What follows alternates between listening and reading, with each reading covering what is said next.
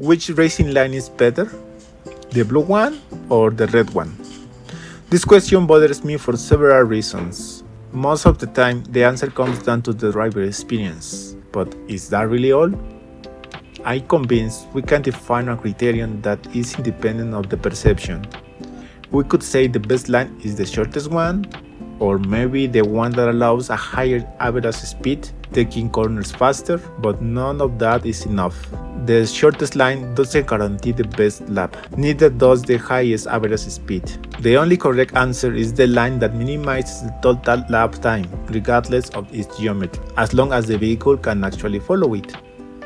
This problem isn't new. It has been studied for years in theses, research papers, engineering projects, each one with different physical assumptions, different scopes, creative solutions, and clear limitations. I've linked some of these works in the video description. Understanding them makes me one thing very clear. Motorsport is engineering in its purest form. After being fascinated by this world, remembering my engineering classes, and combining all of that with the passion behind this channel, I decided to look for my own solution to the problem. The result is a Python project capable of answering these questions. Let's see in action. Here we have the interface with a preloaded test circuit. It is defined by a center line described using an spline that passes through control points with track limits marked by a solid white line. The next step is selecting the vehicle model. We simply click FastestLap. In just a half a second, we obtain the optimal trajectory, the fastest lap for this circuit and this vehicle.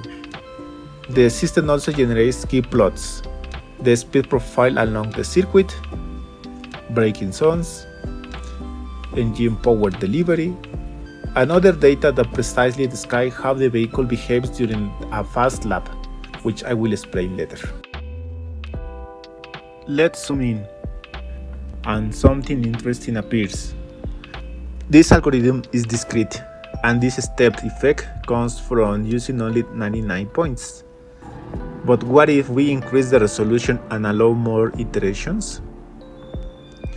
Now we are at 1400 points and about 21 seconds of computation time, which is still very reasonable. We get a much smoother and more detailed trajectory, along with higher resolution plots, even in the most complex section of the circuit. Now let's load another vehicle, a Ferrari GT3. The speed profile changes, so the other plots. But is the trajectory the same? Let's compare. Here is the GT3 and now a Mazda MX-5 with far less performance. The MX-5 doesn't benefit from using as much track, doing so only increases lap time.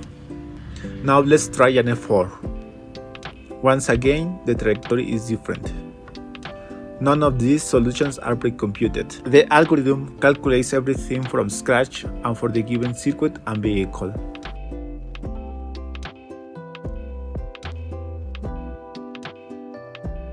We can even modify the track itself and experiment with it, remembering that the spline is what defines the circuit. But how accurate is this? Let's compare it against real F1 telemetry on a real circuit.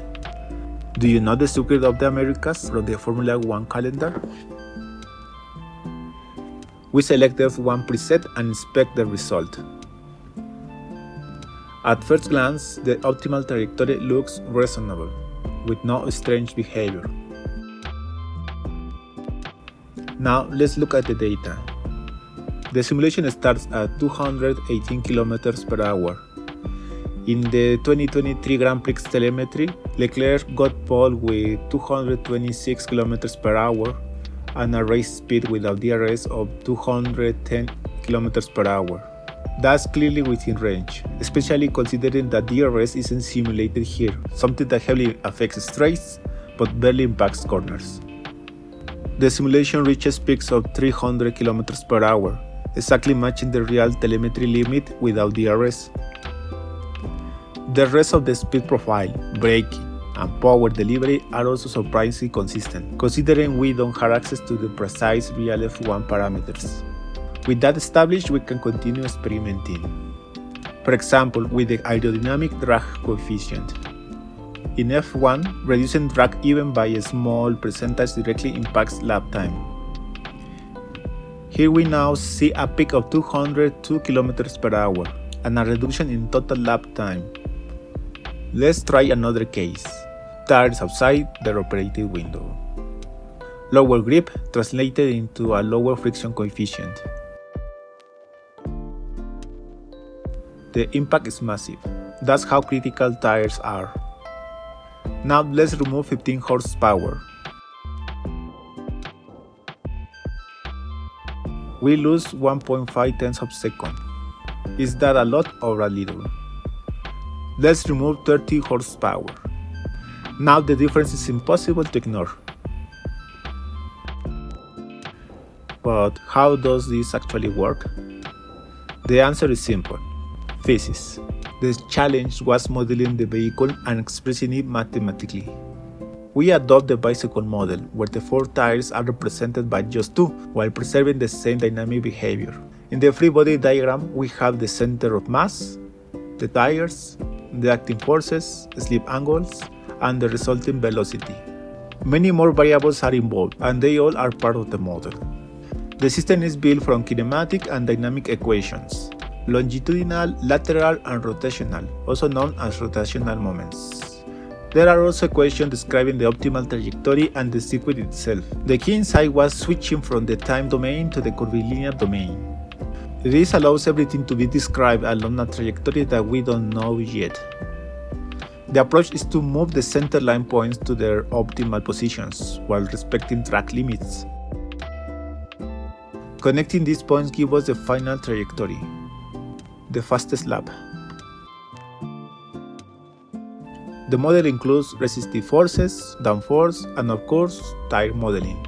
And this addition limit equation is probably the most important of all. Tire forces come from contact with the ground. Many models simplify this linearly, but that's not enough when searching for optimal trajectory. That's why I model the tire using shape parameters that describe how aggressive or sensitive it is, how quickly it generates lateral force, and what the optimal slip angle is in each corner. At every point along the trajectory, the vehicle must remain within the grip limit. In the plots, this appears as a white boundary line, along with longitudinal and lateral forces from acceleration and braking.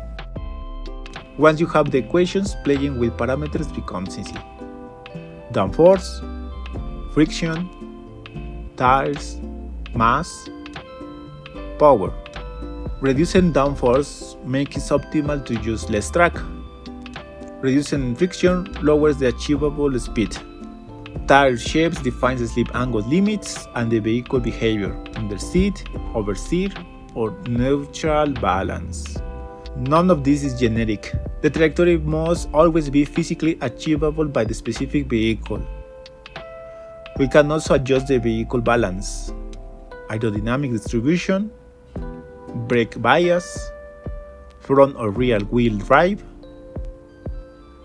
and with all of that, we return to the original question: which racing line is the best?